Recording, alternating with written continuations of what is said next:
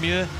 Sonia O'Sullivan holds that record, but it's going to be Faith Kipyegon chasing the world record. Helen Obiri still holds the Kenyan record, but it's Sifan Hassan's mile record that was set here a few years ago in great style, that I think Faith Kipyegon is, well, we know she's got that set in her eyes and is well capable of producing it, given what we've seen from her this year. 3:49, 1500 meters, 14:5, 5000 meters, 2 world records. This, I think, I was counting, I think it's the 50th day since Florence. So that's a nice round day. Maybe it's 51, maybe I've missed 1 or 2, who knows. Anyway, either way, it's going to be quick, it's going to be fast. She needs to go through the 1500 meter mark, though, if you think about it, about 3:54, 3:55, which, given that she's run 3:49, should be well capable of. Has raced pretty lightly this year. Women's mile. The pace lights will tell us how they're going. They're looking for a pretty swift 2:4 or thereabouts through 800 meters, but just for those who maybe not so familiar with 1 mile, it's 4 laps and 9 meters, so we will be getting times at every 400 meters, but there's an extra 9 meters to factor in. So it's said 2 races, it's already split up really, given that the pacemakers have gone off hard, too hard, because Faith Kipyegon is right with the lights there. The green lights are the lights that she's keeping an eye on. Haelu has slotted in behind her. Laura Muir leading the pack behind, and there's a lot of familiar faces for Laura Muir, who's had her own ups and downs this season. McGeehan just tucked in behind her, so is Jess Hull of Australia.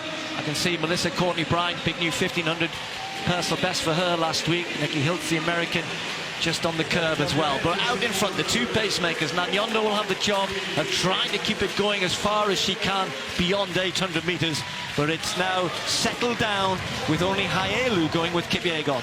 Well, just under 62 for the first 400, which gives us around 2:03, 2:04 for the 800 that you mentioned. And just by way of comparison, when Sifan Hassan set the mile record on this very track, she went through rather erratically, 2:08.50 for the first 800, and then put on the afterburners in the second half of the race. I think Faith Kipyegon will be looking for something a little bit more measured here.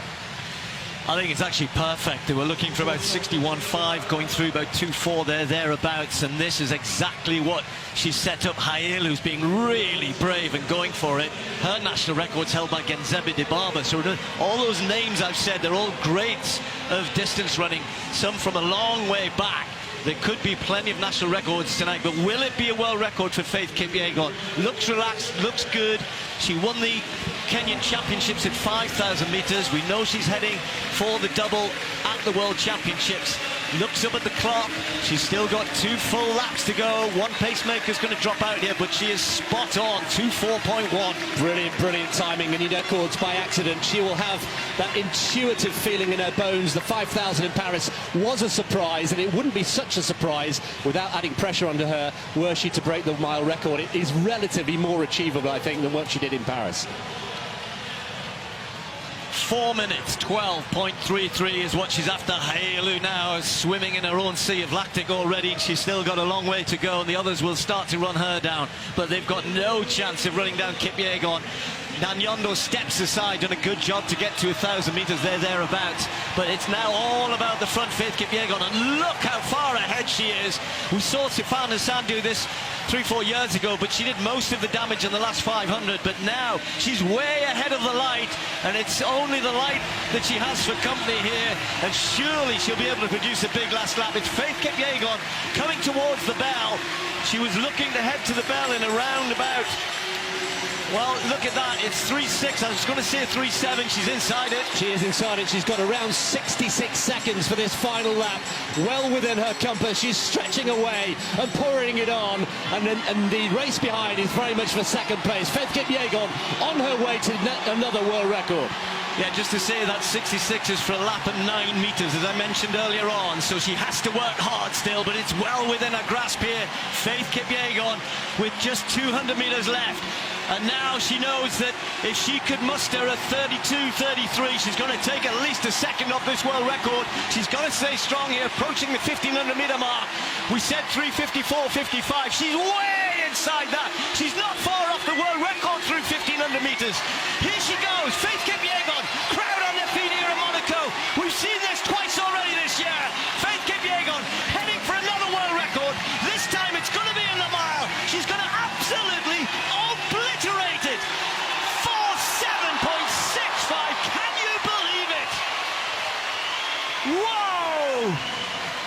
The others finished a mile behind. Faith Kipyegon, 4:15 thereabouts, could be for Kira McGeehan, smashing her national record, beating the rest, I think, in a big chase to the line. But if the 3:49 was good, if the 14:05 was good, this is almost on another level. 4:7? There are hundreds of thousands of male milers around the world for whom that still would be a creditable time. Club runners, very, very good club runners, college runners, national runners. Faith Kipyegon has now shown what she can do. This is her distance for me, you know, 1500 of the mile. It is absolutely her distance.